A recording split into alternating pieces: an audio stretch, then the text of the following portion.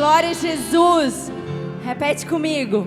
Eu me torno responsável para que essa chama não se apague. Você é responsável por aquilo que você carrega. E você é um carregador da glória de Deus. E você precisa se conscientizar isso.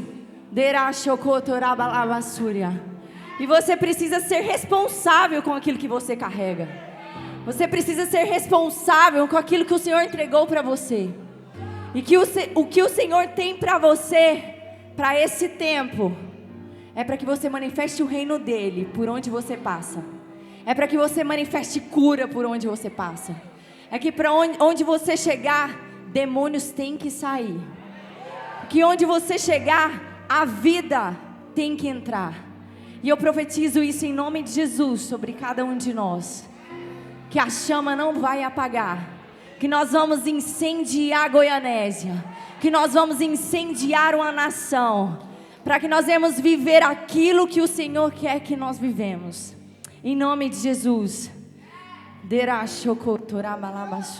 Levante suas mãos. Feche seus olhos. Ele está aqui. Em um ambiente de glória nós precisamos reverenciar a presença dele. Em um ambiente de glória nós precisamos respeitar a presença dele.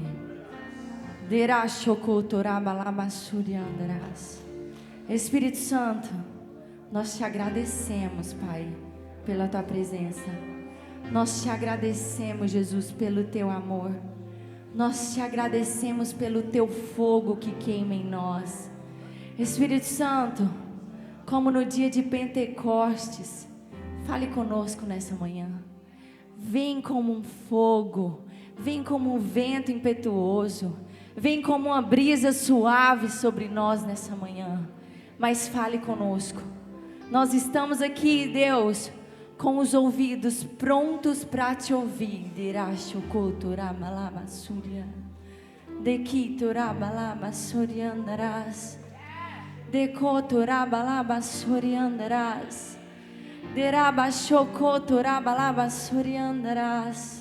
Nós te amamos, Paizinho, e nós te entregamos essa manhã, no nome de Jesus. Aleluia.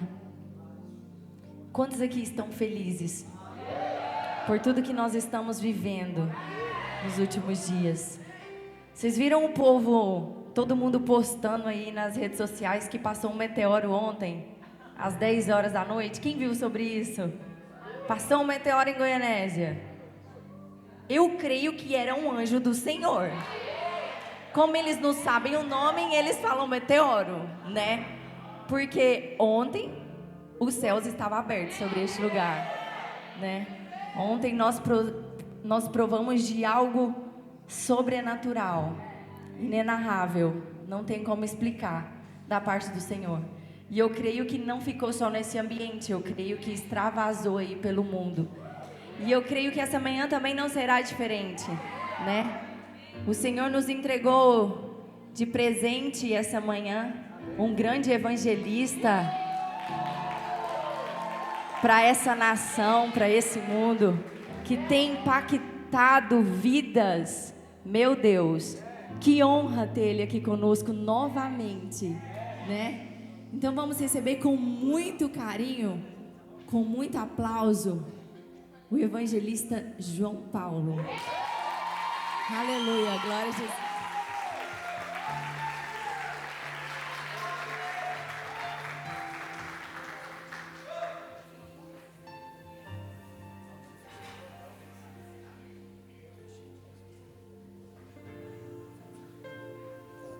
Bom dia.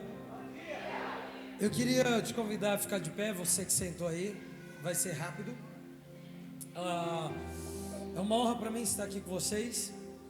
Para quem não me conhece, eu me chamo João Paulo, tenho 23 anos, moro ali em Brasília, próximo aqui. Lidero um movimento de evangelismo chamado Céu na Terra. Quantos aqui já ouviram falar no Céu na Terra? As nossas... Vão lá, a gente vai estar esperando. E as reuniões voltaram em dezembro. Por conta da pandemia a gente não se reuniu durante esses últimos 2 anos. E aí agora a gente retorna de novo, daqui 2 semanas. Eu coordeno uma escola de evangelismo chamada Escola 2414, não sei se vocês já ouviram falar, e trabalho no instituto chamado IECAP, com 100 egressos do sistema socioeducativo. Lá em Brasília tem muito menor infrator, são 1.080 atualmente, e nós trabalhamos com 100 deles, tentando ressocializar cada um deles para a sociedade. E eu peço a sua oração para que esse projeto dê certo, amém? Mas sem mais delongas, eu creio que o Espírito Santo nessa manhã vai derramar sobre os nossos corações um fogo e uma chama evangelística, amém? Nós estamos nos últimos dias da terra, e nesses dias Deus está levantando homens e mulheres para marcar uma geração inteira, não apenas no Brasil, mas nas nações da terra. E eu creio que aquilo que aconteceu ontem serve como fundamento para aquilo que vai acontecer aqui nessa manhã, amém? Então eu senti no meu espírito para nós alargarmos um pouco o nosso espírito, para que a gente receba tudo aquilo que Deus tem para nós, amém? Então eu queria que você abrisse as suas mãos, abra as suas mãos assim, e eu quero que você ore para que Deus enche o seu coração com mais fome e sede pelo Senhor, amém? Então feche os seus olhos, e eu quero que você diga com as suas palavras: Deus, enche o meu coração com mais fome e sede pelo Senhor. Eu quero que você ore também por mais amor e compaixão pelos perdidos. Pai, eu oro em nome de Jesus, para que o Senhor nos encha nessa manhã com mais fome e sede pelas coisas eternas. Pai, derrame sobre os nossos corações mais amor e compaixão pelos perdidos.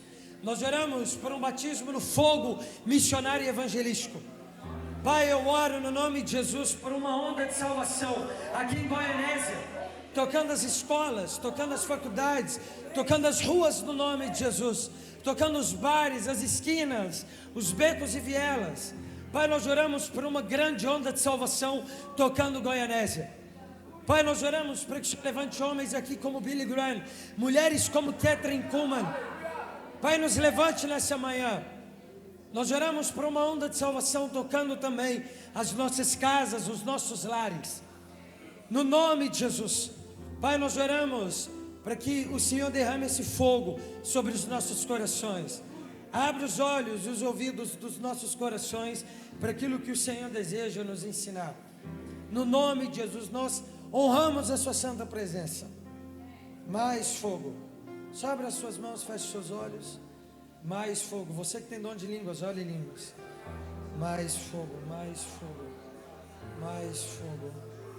Mais fogo. Mais fogo. Mais fogo. Chacatata sandaralaes. Mais fogo, mais fogo. Mais fogo. Mais fogo. Mais fogo, mais. Mais fogo. Mais fogo no nome de Jesus. Mais fogo. Mais fogo, mais fogo. Continue mergulhando, mais fogo no nome de Jesus. No nome de Deus, colocando mais fome e sede no seu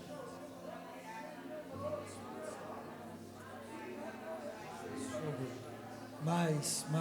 Mais. No nome de Jesus. Mais fogo, vamos, mergulhe. Não olhe para mim. Mais fogo.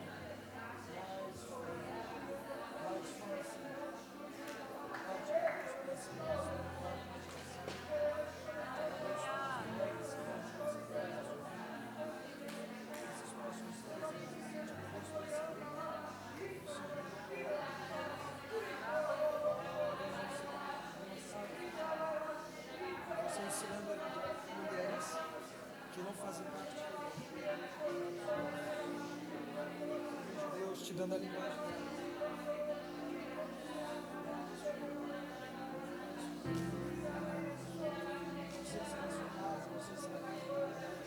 Mas eu grupo só de você falando de Jesus para elas. Mais fogo, mais fogo, mais fogo,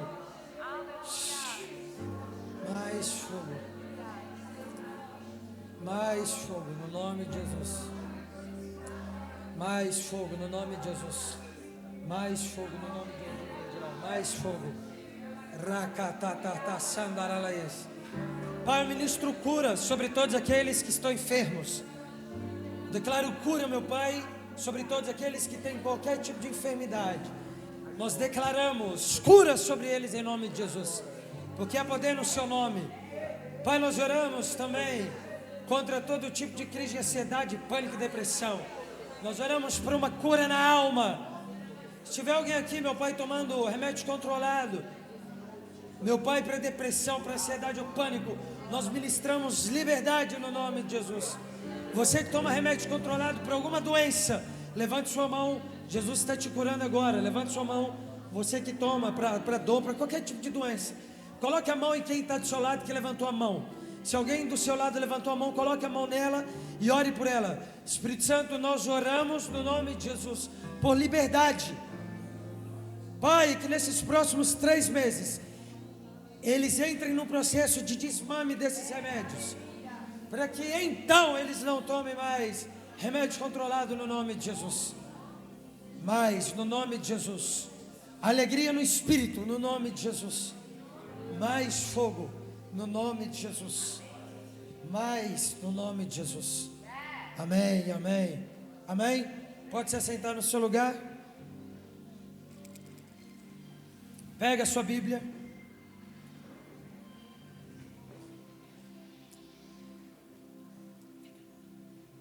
Pega a sua Bíblia.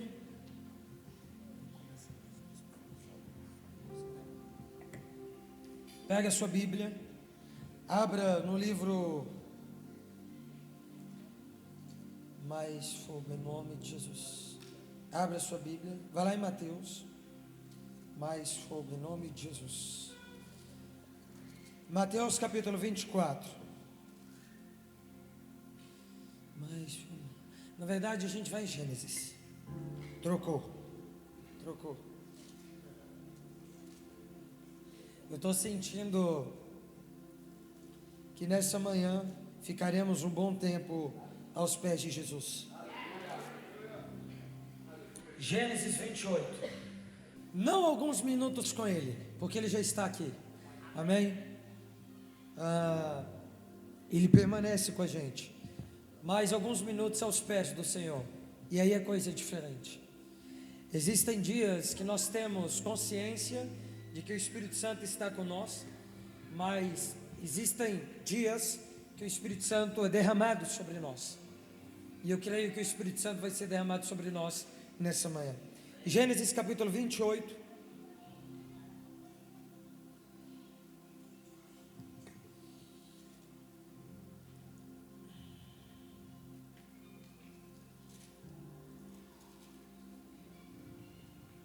Na verdade, Gênesis 32.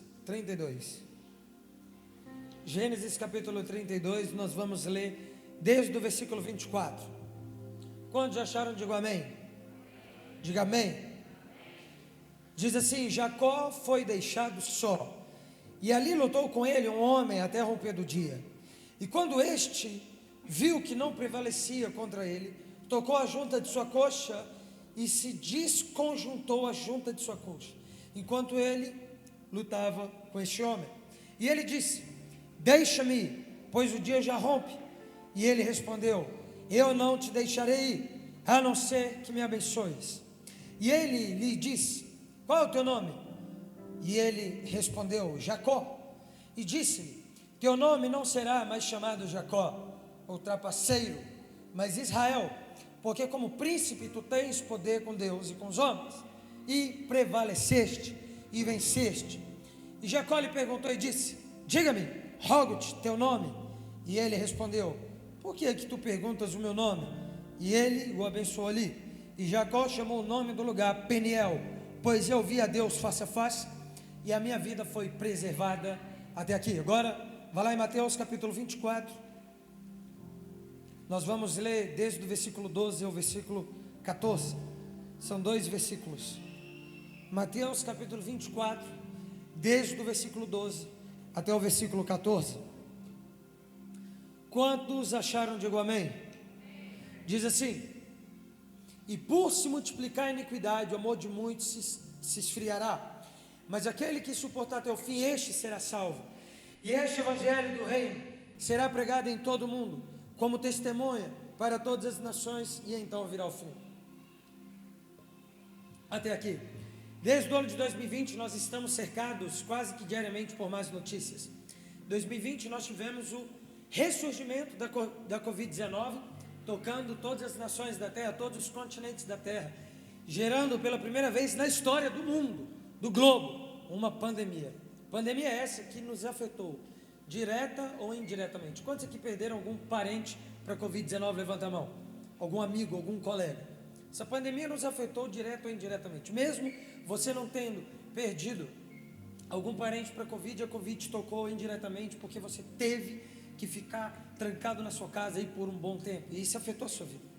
Então, no ano de 2020, nós tivemos contato com essa má notícia. No ano de 2021, tivemos contato com uma outra má notícia.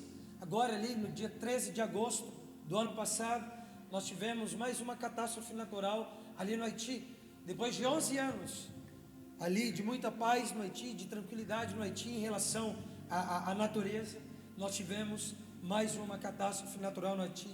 Catástrofe essa que dizimou 37.500 haitianos, sem contar os dominicanos, que fazem parte da mesma ilha do Haiti, e sem contar também os estrangeiros. Afinal, o Haiti desde 2011, daquela catástrofe, tem, em média, 500 soldados e voluntários de muitas nações da terra. Então, sem contar os estrangeiros, os dominicanos, 37.500 mortes. Um mês depois, de 11 de setembro do ano passado, tivemos mais um ressurgimento, agora não de um vírus, mas de um grupo extremista religioso, fundamentalista religioso, um grupo conhecido popularmente como Talibã. O Talibã ressurge depois de 20 anos. Eles nascem na década de 90 e eles promovem vários ataques no mundo, e o mais conhecido deles, o atentado das Torres Gêmeas, e eles somem do mapa depois desse atentado. Afinal, George Bush explodiu tudo, e eles somem, desaparecem, e eles ressurgem agora, 20 anos depois. O cômico, nem tão cômico, é que eles ressurgiram 20 anos depois do atentado das Torres Gêmeas. Estranho, obviamente, com a intencionalidade. Qual delas? Não sei. Mas mais um ressurgimento. Não sei se vocês viram, mas agora na guerra da Rússia e Ucrânia, um dos líderes políticos que emitiram uma nota contra a guerra foi o líder do Talibã. Aí é mais cômico ainda. Muitas mulheres sendo estupradas lá, muitas mulheres sendo massacradas, crianças, idosos, e ele emite uma nota dizendo que o mundo não precisa de mais guerras. O homem que pariu uma das maiores guerras desse século, emitindo uma nota como essa. E aí a gente respira um pouco aqui no Brasil, a pandemia caindo, no mundo também. Aí mais uma má notícia, agora aqui no Brasil, 332 petropolitanos mortos ali naquela catástrofe natural em Petrópolis. Estive lá 2 semanas depois do ocorrido, passei por lá porque fui pregar numa cidade ao lado de Petrópolis e vi lá o caos que estava. Muitos dos nossos alunos da escola 2414 são cariocas, e muitos destes cariocas são de Petrópolis. Então tivemos um envolvimento muito singular com aquilo que aconteceu lá. Voltando um pouco atrás, tive um envolvimento muito singular também com a catástrofe do Haiti, porque eu e minha esposa fomos salvos dessa catástrofe por 11 dias, porque nós fomos em lua de mel lá para a República Dominicana, e nós fizemos um passeio para o norte da República Dominicana, que foi afetada também por essa catástrofe, mas eles não contabilizaram aqui no Brasil as mortes, porque foram em número menor, mas pegou lá também. 11 dias depois, nós saímos da capital, que fica no norte da República Dominicana, e viemos aqui para o Brasil. Se ficássemos 11 dias a mais, teríamos tido contato direto com essa catástrofe natural, com esse terremoto. Mas agora, em fevereiro, depois da Covid-19, depois do acontecimento no Haiti, depois do Talibã ressurgir, depois do acontecimento em Petrópolis, nós tivemos uma guerra Rússia-Ucrânia que está acabando agora, uma guerra que dizimou até agora 85 mil pessoas, só de civis, ucranianos 15 mil, sem contar os soldados russos e ucranianos. Por este motivo, ou por estes motivos que eu citei, desde 2020 para cá, a igreja não apenas brasileira, mas mundial, começou a pensar, cantar, pregar e orar muito sobre a volta de Jesus. Faz sentido? Quantos aqui durante esse período pensaram pelo menos uma vez, um diazinho, na volta de Jesus? Eu pensei. Isso é certo, isso é bom, isso é saudável, isso faz parte da nossa espiritualidade, uma vez que nós não somos daqui. Essa terra já foi a nossa casa. Mas desde aquela conferência, daquele culto de domingo, daquele culto de sábado, desde aquele acampamento, desde aquele retiro em que você entregou a sua vida para Jesus, a terra passou a ser somente o seu local de peregrinação, como disse Santo Agostinho. A terra, juntamente com o seu sistema, agora para nós, filhos e filhas de Deus, é apenas o nosso local de peregrinação. Onde está a nossa casa? Como disse Jesus em João 16,14, a nossa casa está nos céus. Billy Graham viajou 65 anos, carregando essa mensagem simples. Nós não somos daqui, a nossa casa está nos céus. Então uma igreja que se esquece da sua origem, vive de qualquer maneira nesse local de peregrinação, julgando que este local de peregrinação é a sua própria morada e terra. Por esse motivo, muitos cristãos hoje têm vivido uma vida cristã como se fossem daqui. Eles vivem uma vida nessa terra como se essa terra fosse a sua casa, mas não é. A nossa casa está nos céus. Billy Graham, o maior evangelista de todos os tempos, tem 17 livros. A palavra mais citada nos 17, depois da palavra Jesus, não é nem Deus, é eternidade. Louco, né? O maior evangelista de todos os tempos, Billy Graham, que ganhou 252 milhões de pessoas para Jesus, ele ganhou o Brasil inteiro.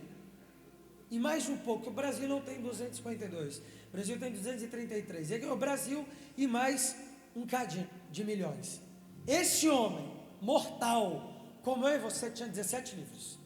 A palavra mais citada nos 17, depois de Jesus, não é Deus, é a eternidade. Depois da palavra eternidade, é Deus. Eu não preciso te explicar que Billy Graham entendia que não era daqui. E talvez uma das explicações do porquê ele viveu tudo que viveu está aí. Ele entendia que não era daqui. Se você escrever Billy Graham, FBI, investigação em inglês no Google, você vai encontrar uma reportagem dele em 1998, ano que eu nasci, do The New York Times. Quando o New York Times soltou uma matéria com o título Billy Graham, o norte-americano mais íntegro do século XX. Teu irmão em Cristo. Além de tudo isso, ele foi o único homem na face da terra, não apenas nos Estados Unidos, mas no mundo inteiro, a ser conselheiro de 3 presidentes norte-americanos consecutivos, sem ter pedido um cargo. Único homem, Billy Graham. O que é constrangedor é que ele foi conselheiro de 2 republicanos e um democrata. Trazendo aqui para os dias de hoje, seria como Lula entra, chama ele para ser conselheiro. Sai Lula, entra Dilma, a Dilma, vamos colocar outro. Entra Ciro, o Ciro disse, eu quero trocar todo mundo, mas eu quero que fique Billy. Eu quero Billy Graham. E não era por status, porque não tinha mídia social. Sai Ciro, e agora, que é o mais cabuloso, entra Bolsonaro. Bolsonaro disse, tira todos, mas eu quero Billy Graham. Teu irmão em Cristo viveu isso. E Billy, a segunda palavra que ele mais citou nos seus livros, e talvez em pregações, foi a palavra eternidade. Quer viver uma vida como Billy Graham? Entenda que você não é daqui.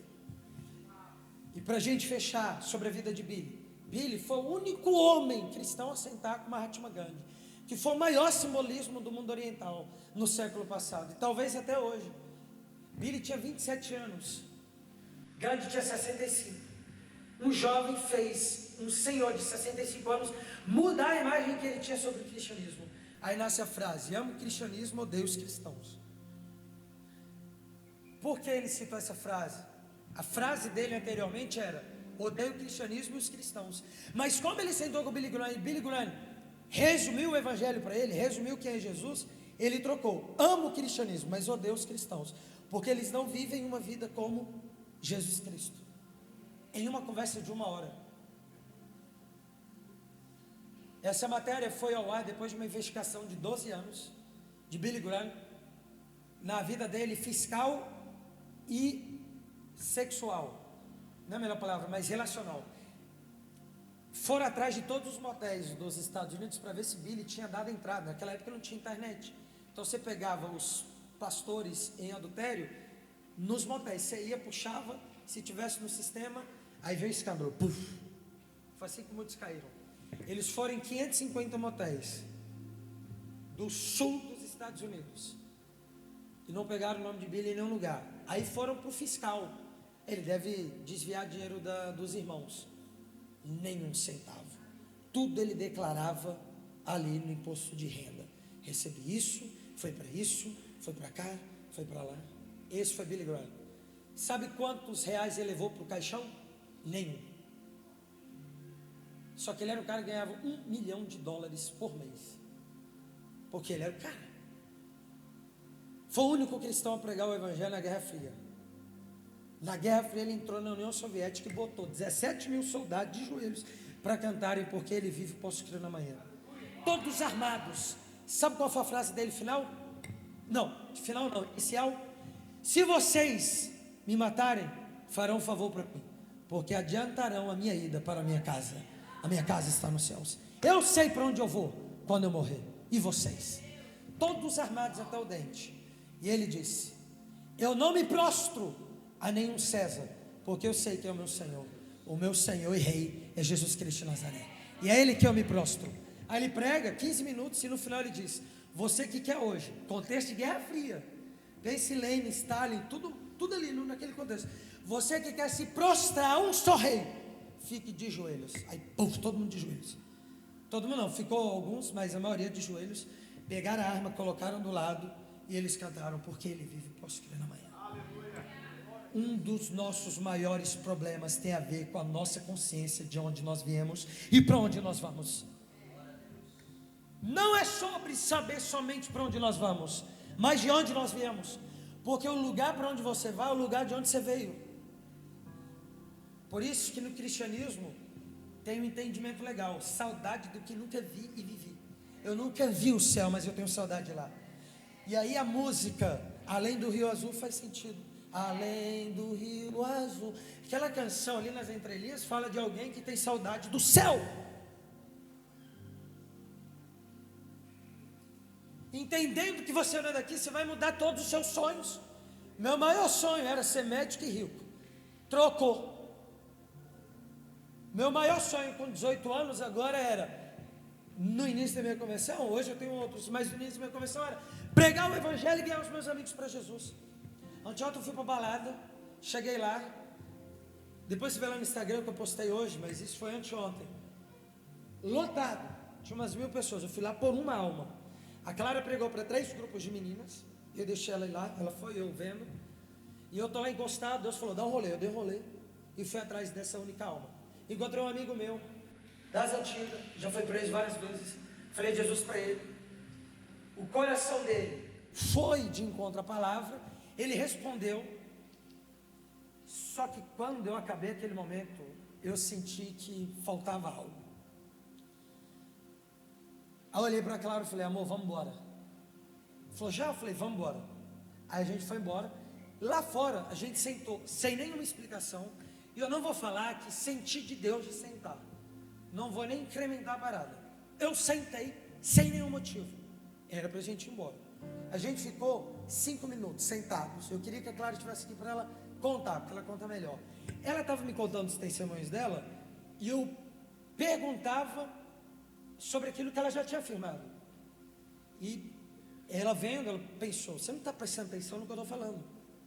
Durante 5 minutos assim, de repente, o meu celular toca, balança, eu abro, tem uma mensagem, e a mensagem está assim: João, você está ainda no hostel? Hostel é a balada. Aí eu pego e estou olhando ele digitando. Eu queria que você orasse por mim. Eu falei, eu estou aqui fora, corre. E eu não sei quem é o cara. O cara vem correndo, me encontra lá fora. Ele olhou para mim, já querendo chorar. A boca dele tremendo, sabe quando você quer chorar muito e está preso? E ele, a boca tremendo, balançando, os olhos dele cheios de lágrimas, ele olhando para mim lá fora. Todos os seguranças olhando. E eu entrei lá, olhando a cara de cada um dos seguranças, e eu disse, eu vou lá já tem tempo. Mas eu senti de falar na cara de todos os seguranças, vim aqui cumprir uma missão. E ele sem entender nada. Aí eu dava um sorrisinho assim. Vim aqui cumprir uma missão. Aí eu ria da cara deles, eles riam da minha cara, achavam que eu estava drogado. Qualquer um acharia. Aí eu voltei, eu estou na frente de todos os seguranças. E o menino está querendo chorar, o segurança está olhando, que era um lugar pequeno, lá fora, que não podia sair, senão não entra mais. Aí ele, João, quando você passou por mim, eu senti a presença de Jesus. Eu estou afastado de Jesus já tem tempo. Eu era líder de célula. Deus me deu uma promessa que ia ganhar muita gente para Jesus. E eu estou aqui hoje. Olhei nos olhos dele e eu falei bem assim, Deus me trouxe aqui por você. Eu não vou falar de Jesus, não vou pregar o Evangelho para você, porque você já é conhecedor do Evangelho. Mas eu vou sair daqui feliz, daqui a alguns minutos, que eu vou orar por você. Porque se eu vim aqui só para te lembrar de Jesus, eu não preciso fazer mais nada. Nada. Ele vai para o GR agora, sexta-feira, e eu vou dar uma bolsa para ele na escola de evangelismo, para se tornar um evangelista nato. E ele se converteu na balada, ele voltou para Jesus na balada. Então eu quero te propor que, entendendo que você não é daqui, você troque. Sim, Deus vai te prosperar. Sim, você vai ter um carro legal. Sim, você vai ter uma casa legal. Sim, você vai ter uma condição para dar ali coisas legais para os seus filhos. Mas esse não é o foco da igreja. O nosso foco é aquilo que é eterno. E o que é eterno? Almas, vidas, pregação do Evangelho. João, estou fazendo medicina, me dá um exemplo aí. Como é que eu sonho por algo eterno? Vou te dar um exemplo. Sonhe em descobrir um tipo de cura novo para o câncer.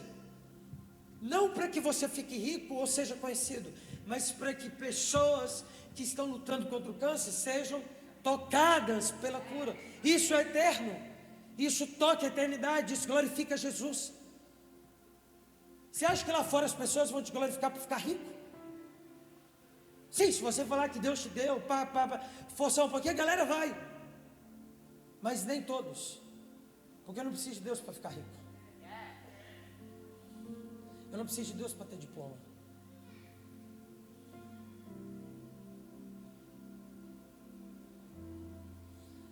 Agora, para sonhar com as coisas eternas, eu preciso de Jesus. Porque o homem por si só ama essa terra. É o Deus do próprio vento. Filipenses 2. Voltando um pouco, o Espírito Santo veio sobre o seu filho em nome de Jesus. Te agradeço, Pai, por esse homem que o Senhor levantou para abençoar uma geração. Que ele ganhe muitas pessoas para o Senhor. No nome de Jesus. Eu oro por novas conexões. Continue incendiando ele, Pai, nessa manhã, no nome de Jesus. Nós concordamos com aquilo que o Senhor está fazendo na vida do seu filho, no nome de Jesus. Então a igreja, nesse período de caos, pensou muito na volta de Jesus. E isso nos comprovou algo. No mínimo, inconscientemente, a igreja, presta atenção nisso.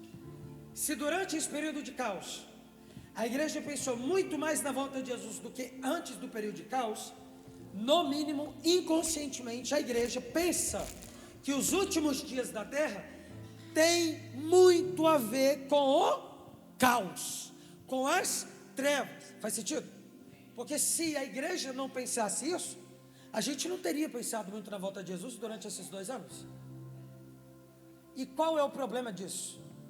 É que em Mateus 24, versículo 1 ao 14, Jesus não nos apontou apenas que nos últimos dias a fome, a peste iria se alastrar pelo mundo e as guerras. Jesus não declarou que nos últimos dias apenas o amor de muitos iria se esfriar, O mesmo Jesus que disse: nos últimos dias a fome vai se alastrar pelo mundo, a peste vai se alastrar pelo mundo, nos últimos dias vocês vão ouvir rumores de guerras, nos últimos dias vocês vão ver guerras, nos últimos dias o amor de muitos vai se esfriar, nos últimos dias falsos profetas vão se levantar.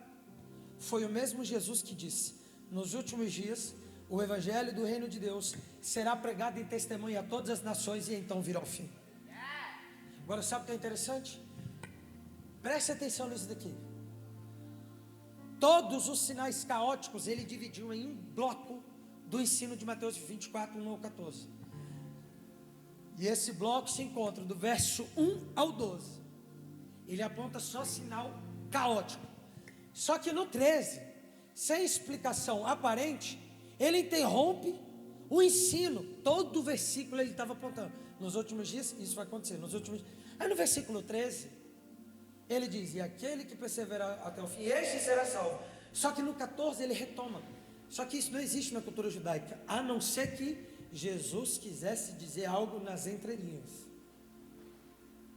Porque no verso 14 ele recomeça e termina ali: e o evangelho do reino de Deus será pregado em testemunho a todas as nações nos últimos dias, e então virá o fim.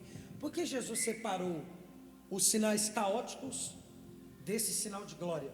Porque os sinais caóticos acontecem desde o período em que ele afirmou que estas coisas aconteceriam nos últimos dias. Afinal, os últimos dias começaram desde o momento que Jesus se assentou à destra do Pai no trono de Davi. Agora, o verso 14 é o único sinal que literalmente ele guardou, não apenas para os últimos dias, mas para os últimos dos últimos dos últimos dias. Afinal, desde o tempo que Jesus afirmou isso, pestes acontecem. 30 anos depois de Jesus ir para o Pai, nós tivemos uma das maiores pestes do mundo, que é a peste de Atenas. Os atenienses ficaram tão loucos que eles construíram um bando de estátua. E aí entra Atos 16, ao Deus desconhecido. Eles construíram um bando de estátua. Sacrificavam a Zeus, nada. Hera, nada. Atenas, nada. Sacrificando a vários deuses. Poseidon, nada. Deus do ar, nada. Ares, nada. Aí, isso você vai encontrar na história. Eles ficaram tão loucos que eles construíram, em 30 anos, uma estátua para cada 3 gregos. Atenas tinha na época 500 mil habitantes. Divide por 3, era o número de estátuas de deuses que tinham. Isso aconteceu 30 anos depois de Jesus se assentar à destra do Pai. Peste tem há muito tempo, fome tem há muito tempo, catástrofe natural há muito tempo, guerra há muito tempo. A Rússia e a Ucrânia não representou 0,5% do que representou a Primeira Guerra Mundial, a Segunda Guerra Mundial ou a Guerra da República Popular da China, do ditador Mao Tse Tung. Se o principal sinal da volta de Jesus fossem guerras, a gente não pode cantar sobre a volta de Jesus hoje, porque o relógio atrasou. Porque só a Guerra da República Popular da China com Mao Tse Tung dizimou 500 milhões de chineses. Você escrever Mao Tse Tung no Google, está lá: Mao Tse Tung, assassinatos na dinastia dele, 550 milhões, 2 vezes o Brasil, isso ao longo de um século. Se o principal sinal da volta de Jesus fosse peste, na pandemia você não fez bem em cantar sobre a volta de Jesus, porque a peste negra dizimou 50% da população europeia, a Covid-19 dizimou 0,8%, com taxa de mortalidade de 3,5%. Agora, se o principal sinal da volta de Jesus for o que está dito no verso 14 do capítulo 24 do livro de Mateus, nos últimos dias o evangelho do reino de Deus será pregado em testemunho a todas as nações. Nós hoje podemos nos reunir aqui em Goianésia para em uma só voz, com muita racionalidade, dizer com muita convicção: Jesus está voltando. Por que, João? Porque o evangelho nunca foi pregado no mundo, nas nações, instantaneamente, ao mesmo tempo, como está sendo pregado nesses dias. Sabe quantas pessoas se converteram? Eu duvidei. Eu fui atrás de gente que está lá para me certificar. 2020, no meio da pandemia, no meio de uma perseguição em massa no Irã. O Irã é a 7ª nação que mais persegue o cristianismo. No meio da pandemia lá, no meio de uma perseguição em massa, 880 iranianos, em média, entregaram suas vidas para Jesus por dia no Irã. Eu não falei que você ganhou uma Ferrari. Glória a Deus. Se eu tivesse dito que você ganhou uma Ferrari, glória a Deus. Ganhou uma casa de 10 milhões. Glória a Deus. Se eu disse que 880 iranianos, na 7ª nação que mais persegue o cristianismo, entregaram suas vidas por dia no Irã, você tem que dar uma glória a Deus, justificando que você entendeu que você não é daqui. Aplauda Jesus por isso. Ele é digno, ele merece. Na capital do Irã, em Teherã, como é que funciona? Acabou o culto de domingo, tem 3 carros da polícia estacionados, tem foto, tem vídeo. Você sai do culto, o culto lá é só de manhã, se for à noite você roda. Você sai do culto de manhã, na verdade você sai na hora do almoço, que eles têm a cultura de ter o culto, comer e sair. Aí você sai e tem a polícia lá te esperando. Eles escolhem, já é combinado, 2 membros da igreja para um Baku, uma revista por domingo. Então você é escolhido, você vai lá, ele te chama, já é quase lei. É uma norma, não é lei, mas é norma. Você vai lá, dá o seu documento. Se colocar lá o teu CPF, teu RG, no sistema dentro do carro, e eles identificarem que seus pais não são cristãos, ou seja, que você não nasceu lá cristão, você é levado à delegacia e paga 500 shekels, dá R$700. Na segunda, é o dobro, 1.500, quase. Na terceira, você é preso e fica 1 ano sem ver a luz do sol. Nesse lugar, 880 iranianos entregaram suas vidas para Jesus por dia em 2020. 500 norte-coreanos estão entregando suas vidas para Jesus por dia lá na Coreia do Norte. Por que a gente não tem contato com essas notícias? Porque as igrejas são subterrâneas. O que isso significa? Não é que elas são debaixo da terra, mas elas não têm rede social, elas não têm página no Facebook, Instagram, elas não têm contato com o mundo. O que acontece lá fica lá. Mas como missionários vão e voltam, eles voltam com as notícias. Por isso, quando você vê numa página como Gospel Prime, essas páginas de notícia gospel, cristão foi assassinado no Irã, você pode saber que isso aconteceu há uns 2 anos. Para até chegar daqui demora muito. E um detalhe, essas páginas dificilmente vão noticiar o que de bom tem acontecido. Porque é jornal, o jornal não vira com notícia boa. Isso acontece em todo canto, no secular e no cristão. Tanto é que se eu tiver chegado aqui e mostrado uma foto de 880 decapitados, você ia ficar muito mais em choque do que a forma como nós glorificamos a Deus, pelo menos no primeiro momento, por essas conversões. Porque é o que mexe com a gente. A igreja que mais cresce em números hoje é a igreja chinesa. Se você lembrar desses dados, você pode tudo ir atrás, você vai achar. Se escreve em inglês, você acha no Google. Porque primeiro chega nos Estados Unidos, depois chega aqui. Porque as agências missionárias, tudo de lá. Aí chega aqui depois. A igreja que mais cresce em número hoje não é a igreja brasileira. E você vai entender o porquê que você tem que glorificar mais a Deus do que se eu tivesse afirmado que a igreja brasileira daqui a alguns minutos. Em 2008, nós tínhamos 0,8% de cristãos na China. Em 2020, fizeram o mesmo estudo demográfico quando a pandemia. Eles tiveram que atualizar o censo. O IBGE lá atualizou. E o estudo foi feito por antropólogos ateus. Que lá na China, outro é ateu, outro é crente. E tem um pouquinho de muçulmano, um pouquinho. Esse grupo de sociólogos e antropólogos foram às ruas fazer um estudo. Eles entrevistaram, e a China é cabulosa, né? Para fazer o censo, não dá para entrevistar 100 mil, tem que entrevistar 2 milhões. Eles entrevistaram 2 milhões e 500 mil pessoas. E rápido. Você viu lá o hospital que eles levantaram em 30 dias? Loucura. E são rápidos. E eles identificaram algo interessante. Em 2008 era 0,8% de cristãos. Em 2020, sem nenhuma explicação, o número soltou para 4,1%. Agora, eu estou falando de uma entrevista que é na China. Lá, se eu falar que você é crente, você não ganha nada, você perde. Porque se a gente fizer um censo desse aqui em Goiânia, em Brasília, tem a margem de erro. Todo mundo vai falar que crê em Jesus, mas não tem vida com Deus. Então não é 80%, você tem que tirar uns 30%. Lá, 4,1% na rua, isso não é feito na internet, disseram seguir Jesus. Vamos ser bem frio, tem 5% de cristãos lá, só que em 2008 foi 0,8%. E esse estudo não é de sociólogos cristãos tentando forçar a barra, é de ateus. Eles não ganham nada com isso, pelo contrário, perdem, porque eles estão assumindo que o evangelho está crescendo lá. Aí você pensa, mas é pouco, 5%. Mas é de uma nação que tem 1,5 bilhões de pessoas. Estima-se que até 2040 a maior igreja do mundo em número será a igreja chinesa. Porque 5% lá é quase o que nós temos aqui de cristãos, que aqui é 33%. É quase a mesma coisa. Por que você tem que se empolgar com isso? Presta atenção. Hoje eu vou ser rápido, a gente vai chapar, a gente vai mergulhar em Jesus. Deus vai te entregar causas pelo qual morrer nessa manhã. Quando Jesus falou de nações em Mateus 24,14, Ele não falou de nações, Estado. E isso muda tudo. Porque se Jesus tivesse afirmado, o Evangelho do Reino de Deus será pregado nos últimos dias em todas as nações, Estado, Jesus já teria que ter voltado, porque o Evangelho já foi pregado no Brasil, já foi pregado na Rússia, já foi pregado na Tailândia, já foi pregado em Taiwan, já foi pregado. Mas o que era o Brasil quando Jesus afirmou isso? Brasil era espaço geográfico onde as tribos indígenas viviam. O que eram os Estados Unidos? Espaço geográfico onde as tribos ameríndias viviam. Eu nunca tinha parado para pensar nisso.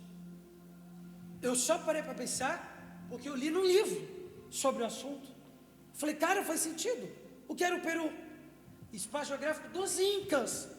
E os Incas tinham na época 50 etnias. Na época que Jesus afirmou o que ele afirmou, no Brasil tinham 180 tribos indígenas, só no Brasil. Se não é nações, estado e etnias o que ele afirmou, e eu te faço, se entre aspas, porque a palavra nações no grego é etne, é etnias. Muda tudo, porque a gente não pensa mais em 300 povos, porque não são nações, estado. Agora é 15 mil povos, porque são 15 mil etnias, segundo os estudos antropológicos. Sabe por que Jesus não voltou ainda? Não foi porque tem pouco caos acontecendo lá, mas porque o Evangelho ainda não foi pregado em todas as etnias. Na Amazonas só faltam 2. Nos Estados Unidos, todas as 220 tribos ameríndias já foram evangelizadas. Um jovem de 23 evangelizou 100 delas, no século XVIII, David Brainerd.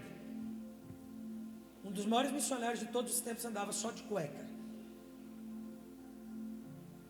Por isso que é perigoso criar usos e costumes na igreja. Não pode tatuagem, não pode alargador, não pode calça. Então a gente não aceitaria aqui um dos maiores missionários de todos os tempos, David Brainerd, porque ele andava de cueca para evangelizar os índios americanos. Ronaldo Lidório é o maior missionário do Brasil. Ele é um pai, ele já é avô. Quando ele vai lá, ele está tentando pregar para essas 2 etnias que restam, tem 25 anos. Sabe como fica ele e a esposa? Vestidos igual aos índios.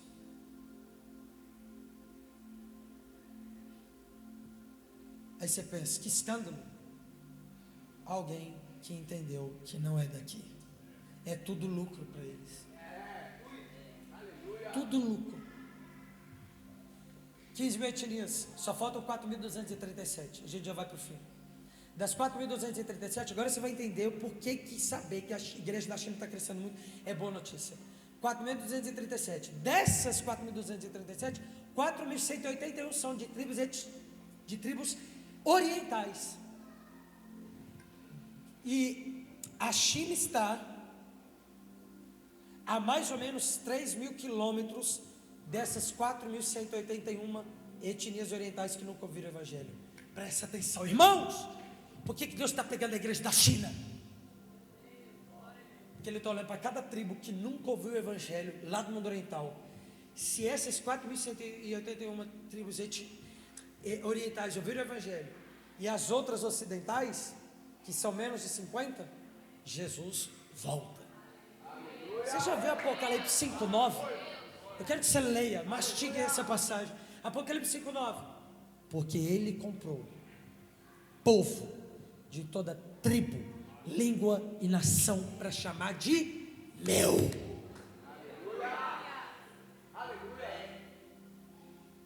Por isso que no dia do julgamento, se você ler Filipenses, Mateus e Apocalipse, você vai entender que com cetro de justiça na sua mão direita, e eu amo assistir filme, então minha mente é filme, série, mente fértil. Você que tem mente fértil, você vai imaginar comigo. Você lembra de Rei Leão? Lá o Simba? O Simba foi zombado a vida inteira, porque ele era um leãozinho. Aí cuspiam nele, fazia nada. Você é um nada, quietinho. Aí ele some. Jesus veio ao mundo como ovelha, chicoteiam ele, cospem nele. Você é um nada, rei dos judeus, saia dessa cruz. Aí ele sofre, o Simba, Jesus. Simba some, Jesus também. Deixe só o Espírito Santo. O Simba não deixa ninguém. Depois de alguns anos, o Simba volta. Só que agora não como leãozinho. Ele retorna como leão forte. Você já viu o final do filme? Ele sobe numa montanha, ele dá um rugido e ele diz: eu sou o rei de vocês. Jesus vem como ovelha, sobe, some, volta como leão. Agora para governar sobre as nações. Você chicoteia, cospe no cordeiro, tenta fazer isso com o leão, você não consegue, porque o leão é muito mais forte que você. É assim que vai acontecer. Jesus vai voltar, subir no monte, e não é nem entre aspas, porque Jerusalém é um monte. Estive lá em 2019, ele vai subir e vai dizer com cetro de justiça na sua mão direita: italianos, se prostrem. Filipenses 1. Todo joelho se prostrará e toda língua confessará. Tribo indígena brasileira, incas, astecas, maias, ainus do Japão, okinawas. Ele vai clamar e citar 15 mil etnias, uma por uma. É por isso, meus irmãos, que nesses dias eu não tenho descansado. Eu tenho gastado a minha vida com o Evangelho. Porque deixa eu falar, não é profecia. Se fosse profecia, aí você desconsidera. Profecia você julga, se é de Deus ou não. Ah, pode ser que o cara está na emoção. Eu estou te falando de algo que está acontecendo, é fato. E aí não há questionamento. É você abraçar com racionalidade, pautar nas escrituras e dizer: de fato, Jesus está voltando. E eu preciso me posicionar. E para finalizar, segundo 3 agências missionárias, de 1800 a 2000, o alcance da igreja das tribos que nunca ouviram o Evangelho foi de menos de 5%. De 1800 a 2000. De 2000 a 2020, eles dizem que saltou de 1800 para 2000, de 2000 a 2020, que isso foi um dado de 2020, para 19%. Saltou de 5 para 19. Ou seja, se você pegar no gráfico, de 1800, aí diminui assim, ó. De 2000, tem um gráfico, de 2000 a 2000, eu acho que eu postei já no meu Instagram. De 2000 a 2020, o gráfico está mais acentuado. Está caindo assim, ó. Já vai fazer assim, ó. E aí Jesus volta. E a gente vai para casa. Aí eu quero te fazer uma pergunta. O que você tem feito com a sua vida?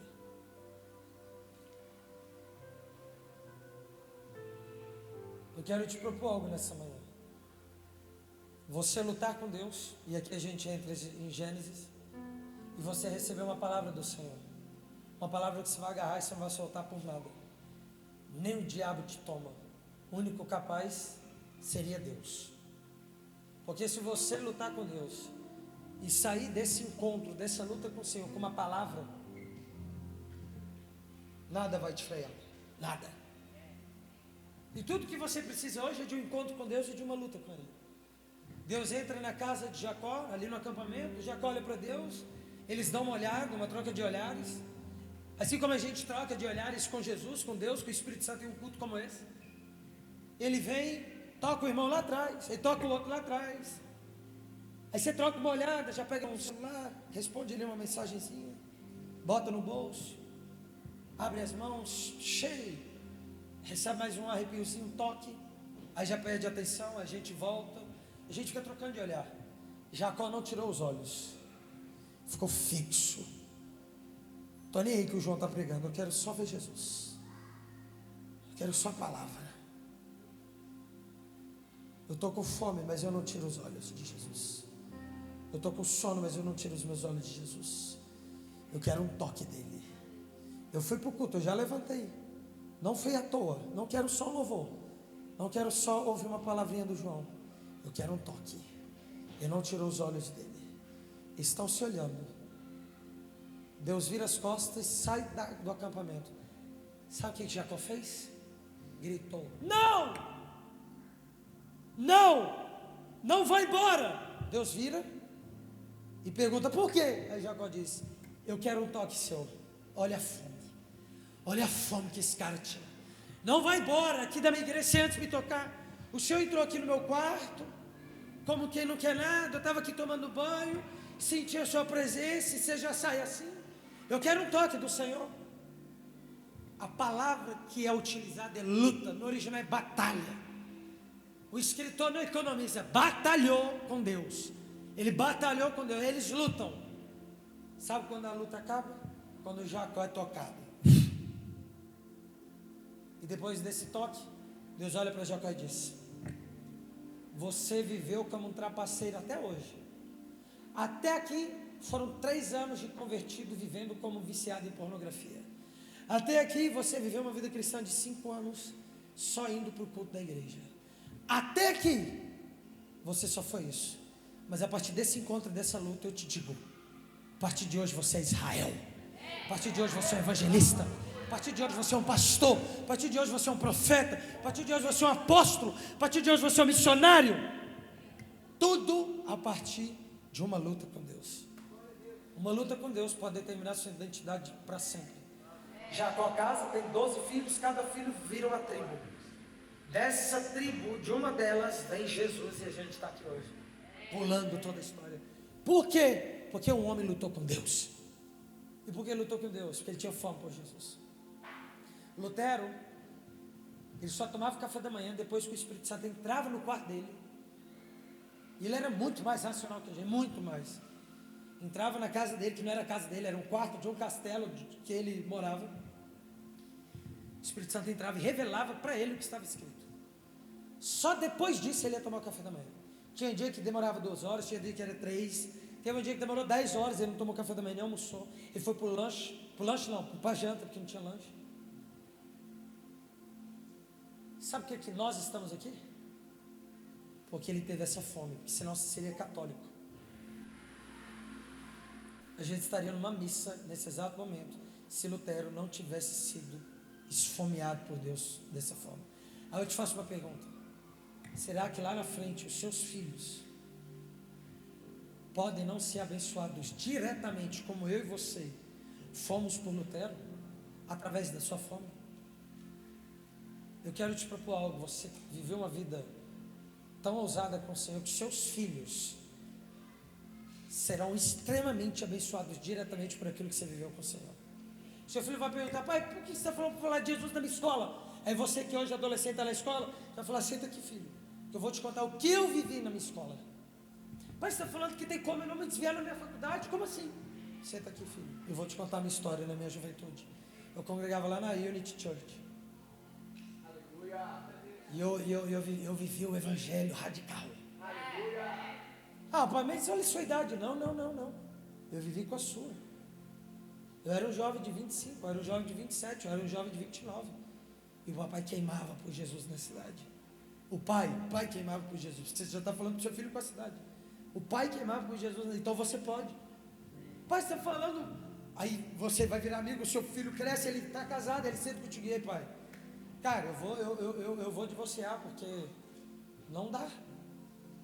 Senta aqui. Vou te contar uma história. Seu pai teve uns momentos difíceis com a sua mãe, mas eu estou aqui com ela. Aleluia, Deus. Permanecer. Pai, deixa eu te falar um negócio. O meu filho, seu neto, ele está perdido, ele não se converteu ainda. Senta aqui. Eu orei por você antes de você nascer. Eu orei por você por muito tempo. Aí você vai servindo seus filhos com as tuas experiências. Isso é de arrepiar, irmão. Eu não tenho filho ainda, e eu estou falando isso com vocês. E eu imagino isso desde quando eu tinha 20 anos de idade. Eu já estou com 23, eu casei, eu era solteiro, eu já falava isso, eu já imaginava com os meus filhos, sentar na beira da cama, e eu falando, hoje eu quero te contar uma experiência que eu tive com Jesus no carnaval. Sentei. Hoje eu quero te contar uma experiência que eu tive com Deus na igreja. Hoje eu quero te contar uma experiência que eu tive com Deus na padaria. Você vai cercando o teu filho de tanta experiência que ele vai falar, eu quero ser meu pai. Não vai querer ser outro a não ser você. Não vai querer ser eu. Vai querer ser você. Não vai querer ser o seu pastor. Vai querer ser você, maior referência dos teus filhos. Porque você viveu uma vida com fome pelo Senhor. Fome. Filho, desliga o celular, vai ler a Bíblia. Pai, senta aí que eu vou te contar uma experiência que eu tive com Deus.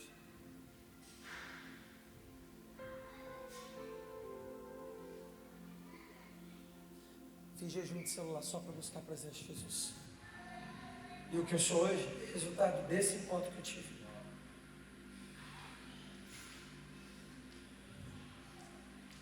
Sabe o que muita gente tem gente fora como referência? Que a gente errou, entregando a missão sacerdotal que é nossa para os líderes da igreja. Mas eu sou como você, a minha missão é a sua. Nós lutamos contra o pecado, somos falhos igualmente. E esse microfone onde eu estou não muda nada quem eu sou. É o mesmo lugar, sacerdote, sacerdote, sacerdote, sacerdote, cada um com o seu.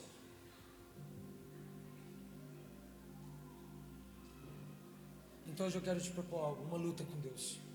O louvor já pode se posicionar. Qual foi a última vez que nós lutamos com o Senhor?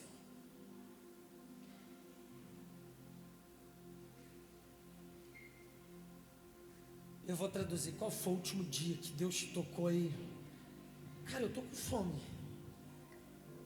Eu quero assistir o jogo. Eu sou corintiano roxo, irmão. E hoje eu vou assistir o jogo do Corinthians. Mas tá ruim, mano. Mas hoje vai ganhar do Botafogo. A torcida falou, sabe o quê? Se não ganhar, a gente não deixa vocês voltar para São Paulo. Meu Deus do céu.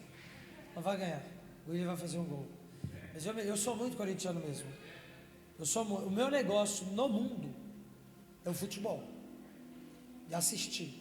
É a minha luta. Hoje é o futebol. Eu sou muito, mano. Eu assisto Sport TV, fico viajando lá no PVC comentando sobre futebol. Encontrei um pastor aqui em Goiânia que eu fui pregar semana passada. Ele é parecido comigo. Eu, opa, tamo junto. Vamos dividir aí. Né, Tony? Mas eu já tive algumas experiências com Deus. Para você, talvez é nada. Para mim é muita coisa.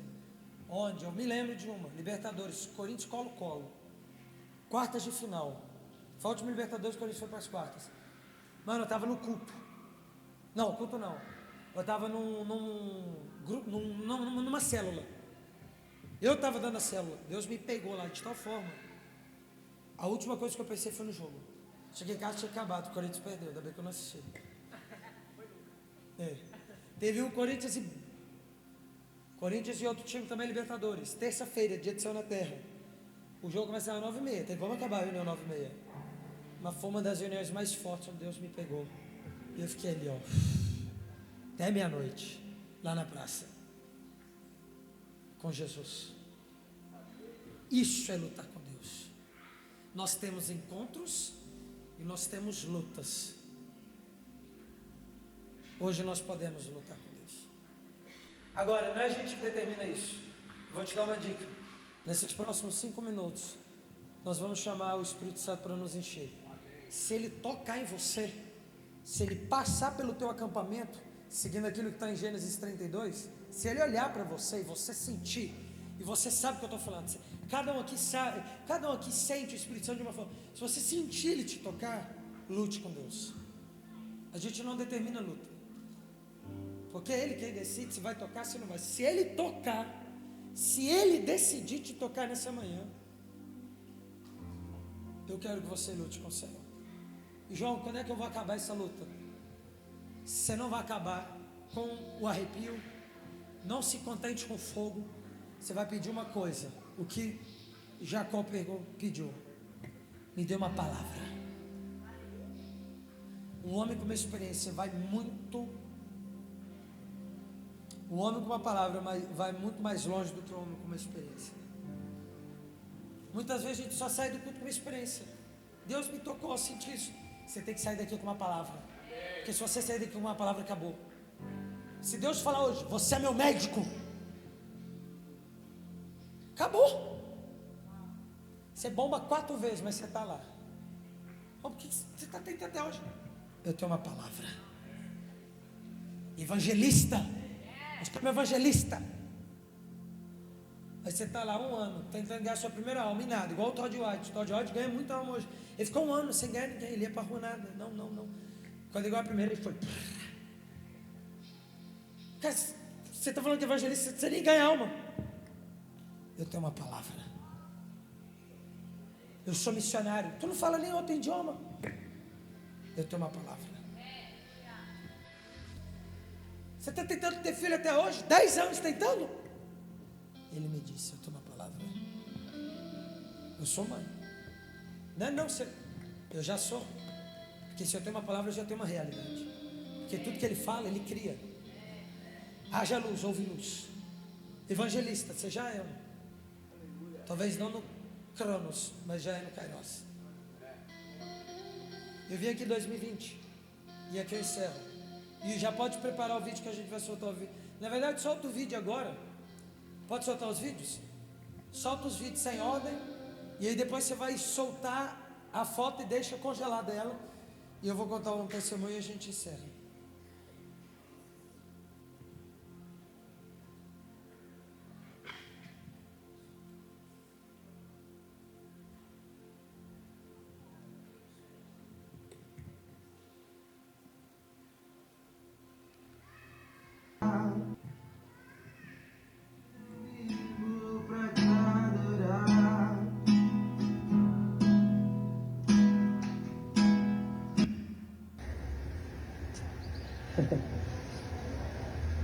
Obrigado, Jesus. Graças a Deus. Eu amo muito.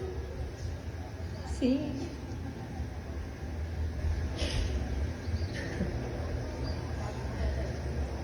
És muy amada. Perdão. Sí. Bien. Claro. O Espírito Santo está acá. Amén. Yo soy muy creyente, yo soy una persona que, Miro. aunque no sea cristiana. Gente, eu tava indo pro carnaval. Vocês têm noção pra onde eu tô indo agora? Sério, vocês. Vai, eu tô indo pra igreja. Vamos para a igreja, vamos para o culto.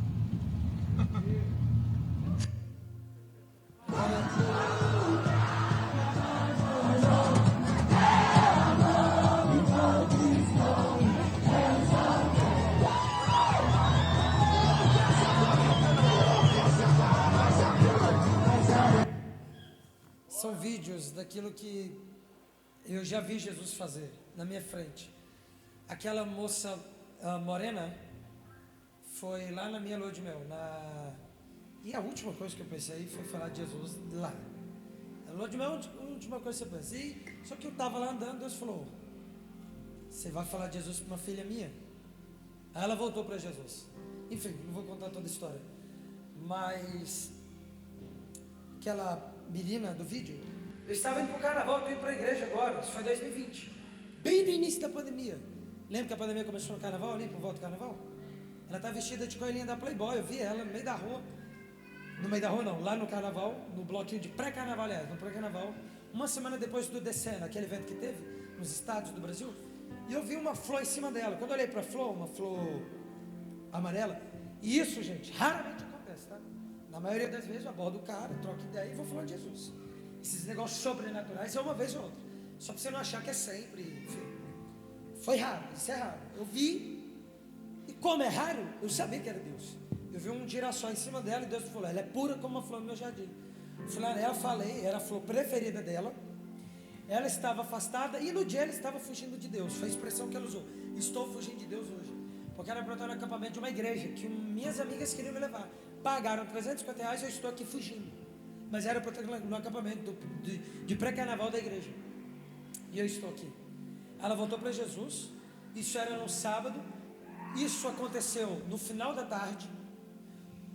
E eu chamei ela para ir para o culto da igreja, da minha igreja. E ela foi para o culto. E ela foi com a roupa que ela estava. Meu pastor pregou, Gustavo Paiva, fez o apelo. Uma alma aceitou Jesus. Tinha uns 400 neguinhos lá. Um aceitou. Paula Reis, a menina que teve encontro com Jesus, vestida de coelhinho da Playboy, no pré-carnaval de Brasília. 2019 eu vim aqui. E minha mãe estava indo, se eu não me engano, para a 11ª internação no centro de reabilitação. Minha mãe se internou 19 vezes, porque ela foi usuária de drogas. Minha mãe usou drogas proibidas e se tornou usuária, dependente dessas drogas. E quando eu vim aqui em 2019, se eu não me engano, eu contei sobre o encontro que ela teve com Jesus, mas ainda ela estava se libertando. Eu lembro que eu falei bem assim, agora ela está no processo de libertação. Ali eu estava me referindo não apenas aos remédios controlados que ela toma, ainda ela toma alguns, ela toma 2, tomava 5, mas as drogas que ela usava. Chegava da reunião de Sonaté, ela estava na praça usando droga. Só que nunca alguém me viu falar da minha mãe como usuária de drogas, porque minha mãe sempre foi uma missionária. Você só precisa de uma palavra. Se você tiver uma palavra, você já tem tudo. E é hoje isso que você vai fazer. Deus pode te entregar uma nação aí. Se Deus te entregar uma nação, você pode sair daqui sabendo, sua vida nunca mais será a mesma. Porque se Ele te entrega uma nação, você já vai ter que mudar algumas coisas. Você já vai matricular no idioma, você já vai começar a estudar o que está acontecendo nessa nação. Se Deus te entregar hoje uma vida profissional que não tem nada a ver com a sua, já muda também. Você só precisa de uma palavra.